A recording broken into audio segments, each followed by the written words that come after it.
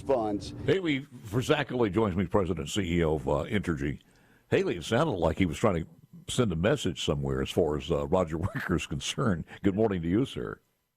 Good morning, Paul. Good morning. Yes, it's going to take a great deal to recover from this situation, no doubt. Glad to have our congressional delegation doing what they can do. Absolutely. What is the status this morning as far as outages? So as of this morning, this is including last night's storm, we have 15,200 customers approximately that bouncing around there. Of that, 5,900 approximately are still from the Friday tornado that hit the Rolling Fork, Silver City, Winona area storm. I mean, there are a lot of those as far as, Silver City as well. I mean, it's going to be a long time before they're up and running. You're talking about rebuilding the infrastructure to get them back up. Exactly. So, talking to our teams on the ground and stuff, they can't even find distribution lines or poles. They're totally gone. So totally rebuild an area. And to your point, there are a lot of homes totally devastated that will not be able to take power back, and others that have damage that will not be able to receive it. So we're doing what we can in those areas. Take Winona, for example. The largest customer count of that 5,900 is in the Winona area. Wow. We took a direct hit on the substation there, as well as all three transmission feeds into the area.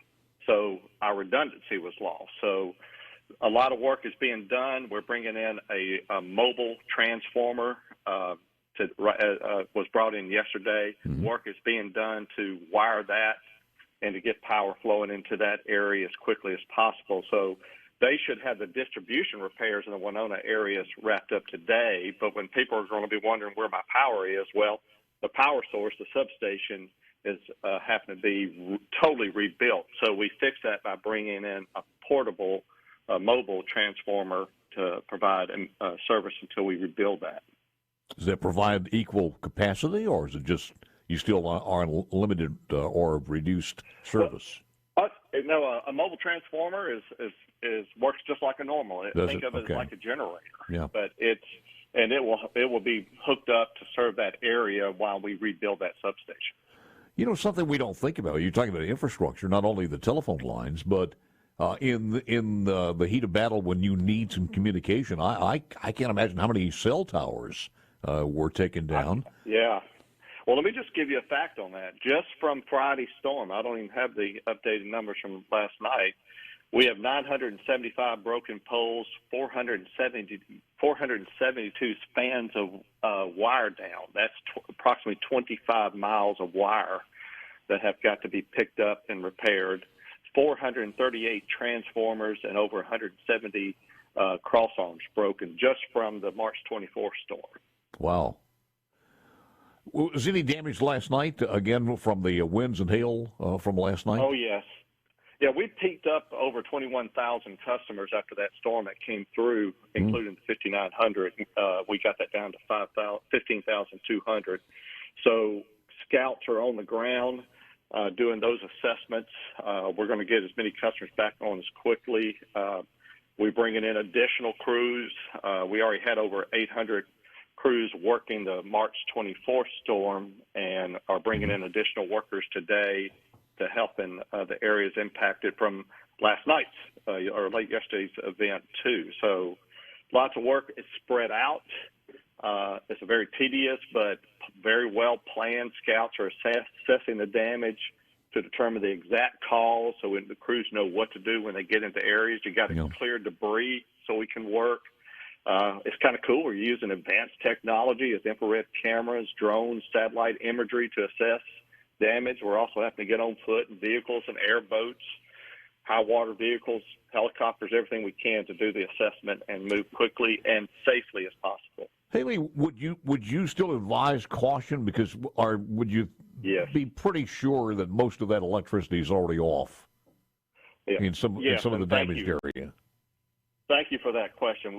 It's so important that people stay away from down power lines. Don't assume there's not power flowing through that.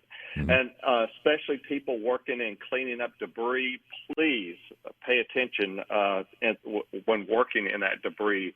The wires get tangled up in it, and it's very dangerous. I know we have flooding problems, standing water. That doesn't mix well. Customers whose homes have been damaged may have to have an electrician to do repairs to a weatherhead where the power comes into the home or to the meter base itself. Yeah. So inspect your homes as well to see what electricians have to do before you can take power. We have one soundbite where one of the people who was involved in this, who sat through this and survived, just kind of related the horrific sound of the hail, of the wind, of the crashing about him when the storm hit the proverbial freight train. Then all of a sudden it was quiet. Not even the rain was there, and all you could hear was silence. And breaking the silence were the screams and cries for help, and many of those were children. And when you take that into context and understand it's in the middle of the night. There is pitch black with no lights other maybe than a flashlight if you could grab one of those. And here's where the real heroes are. We talked about all the power lines that were live at that moment. Everything was scrambled. Thomas, who was just on with us, text me, the people that need to be thanked are the volunteers who were there Friday night digging through that rumble. And he said everyday people came there that night. I watched them hauling injured people and deceased by the office on the back of side-by-sides and four-wheelers. They tossed safety aside. They were literally crawling through the trees and all of that rumble, pulling people out of stuff that was so demolished that you think nobody could possibly survive. Those are the unnamed heroes, and how much danger they were actually in. I know. That was just chilling when you mentioned that. I can't imagine what that's like to go through that. And the people that stepped in to help were amazing and stuff. And so our hearts go out to them. This is going to take a long time to recover from this, and not just to rebuild the area, but to help those communities come back. It's a tough situation, no doubt. Haley, what do people need to do if as far as rebuilding, do they need to call and cancel? Will they be charged if they're no longer, the house is not there? What's the procedure on that one as they try to get back, and maybe if they do rebuild that house? Well, that's right. So it'll be like starting service up again, and our customer call centers and systems will work with them to go through this process. We're right now using our new advanced meter system to ping these meters to identify which ones are there or not, and locate those things. And we'll work with customers all through the process. But yeah, it'll be very much similar to setting up a service again. But we're working to identify those. But you make a good point. When you look at the pictures of Rolling Fork and Silver City, you can't even tell where a house used to be or where the line circuit was. Yeah. And so they're totally having to. We're having to rebuild the infrastructure in those areas. Based on early data, the tornado received a preliminary EF4 rating. With top winds between 166 and 200 miles an hour. Officials said the twister was on the ground for more than an hour.